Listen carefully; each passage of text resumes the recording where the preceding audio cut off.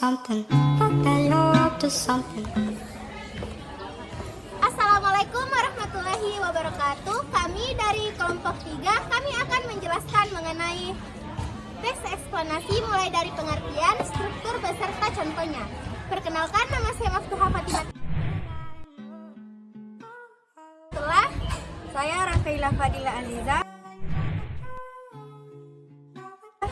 Saya Nurul Maksira. Saya Muhammad Ammar Maidis. Saya Muhammad Rasya Iksanem. Saya Alifina Syahdan Warandi.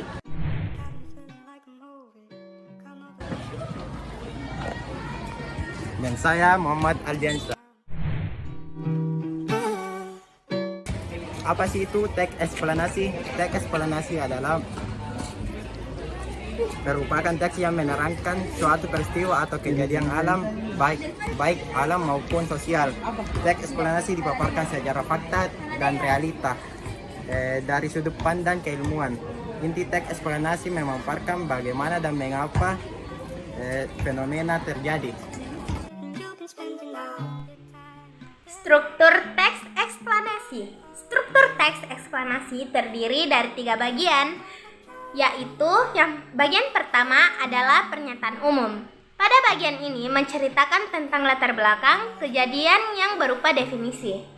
Pada bagian kedua, yaitu proses kejadian. Pada bagian ini menceritakan secara rinci sebab akibat terjadinya fenomena yang ada di dalam teks. Dan yang terakhir adalah ulasan. Pada bagian ini adalah bagian akhir yang menceritakan kesimpulan atau tanggapan terkait fenomena yang diceritakan di dalam teks. Ingin tahu contohnya bagaimana? Silahkan tonton selanjutnya.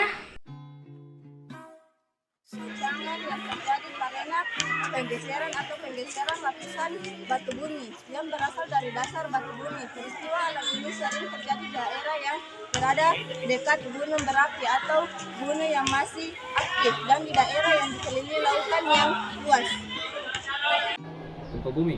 Gempa bumi sering terjadi karena pergeseran atau gerakan pada dasar lapisan bumi yang mengakibatkan letusan gunung berapi yang sangat dahsyat. Selain itu, gempa bumi begitu cepat terjadi, tapi dampaknya sangat luar biasa bagi lingkungan sekitar. Sekian, terima kasih. Salam Pram. Getaran gempa bumi yang sangat besar dan dapat merambat ke segala arah sehingga dapat meratakan bangunan dan menimbulkan korban jiwa. Berdasarkan penyebab terjadinya, gempa bumi dapat digolongkan menjadi 2 jenis, yaitu gempa vulkanik dan gempa tektonik.